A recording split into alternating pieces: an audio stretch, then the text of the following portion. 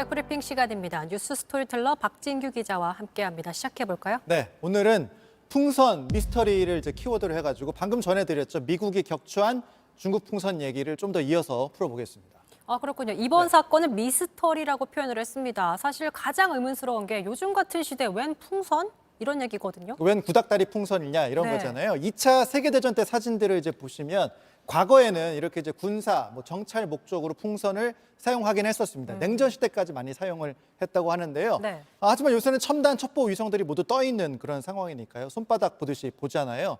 그럼 뭐 중국이 기술이 없느냐, 위성이 없느냐 아니잖아요. 네. 뭐 중국 같은 경우에 우주 굴기라고 해가지고 우주 비행선 보내고 우주 비행사 보내서 최근에는 이제 독자적인 우주 정거장까지 거의 완성을 한 그런 상태죠. 아니 뭐 드론도 아니고 네. 어쨌든 이제 풍선이 등장한 건 맞으니까 기술력과 별개로 좀 다른 이유가 있을 것 같아요. 일단은 이제 풍선의 장점을 찾아보자면 이게 있습니다. 가성비가 좋다. 그러니까 싸고 성능이 좋다. 네, 그런 얘기죠. 그렇겠죠. 뭐 위성 쏘는 것보다 당연히 싸니까요. 또 하나는 위성에 비해서 한 곳에 오래 떠 있을 수 있다. 이런 그래요? 장점이 있다고 전문가들은 설명을 합니다. 자, 가성비가 좋다는 것도 알겠습니다. 그런데 더 의아한 게 풍선은 이제 그냥 봐도 사람 눈에 보이는데 이거 그럼 바로 상대방에게 들키는 건 정말 시간 문제거든요. 그렇죠. 이 사진을 좀 준비를 했습니다. 보시죠. 미국 이제 시민들이 하늘을 향해서 일제히 이제 카메라, 스마트폰을 이제 들이대고 있습니다. 이게 이제 풍선을 찍고 있는 그런 모습인 거죠. 풍선이 풍선을 보이니까. 찍고 있는 거예요? 네, 그렇습니다. 계속해서 영상을 하나 보시죠. 영상 잠깐 보겠습니다. Here we go.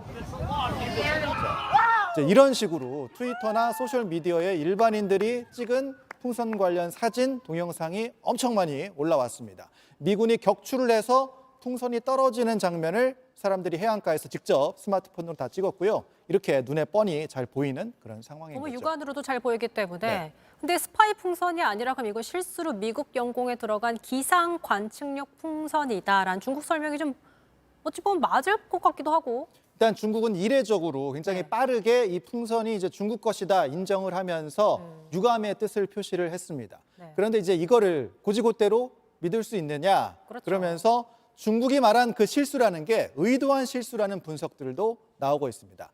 일부러 풍선을 선택해서 보냈다는 건데요. 전문가 설명 들어보시죠.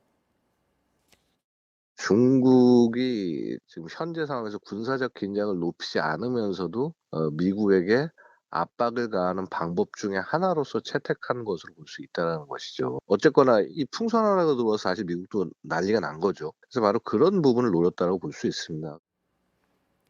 그래서 이게 의도된 실수다, 네. 떠보는 거다 이런 분석이 나오는 이유가 있는 거네요. 그렇습니다. 해외 전문가 중에서도 비슷한 분석이 있는데요. 미국이 어떻게 대응하는지 본 것, 이런 분석도 있고 미국에 포착되는 것 그 자체가 목적이었다. 이런 해석도 나오고 있습니다. 아직 일단 해석만 나오고 있는 상황이니까 과연 네. 미국이 수거해서 이제 풍선 잔해에서 어떤 것들이 나오는지 집중이 되는 수밖에 없습니다. 알겠습니다. 추후에 좀 짚어주시죠. 네. 박진규 기자 백브리핑이었습니다. 수고하셨습니다.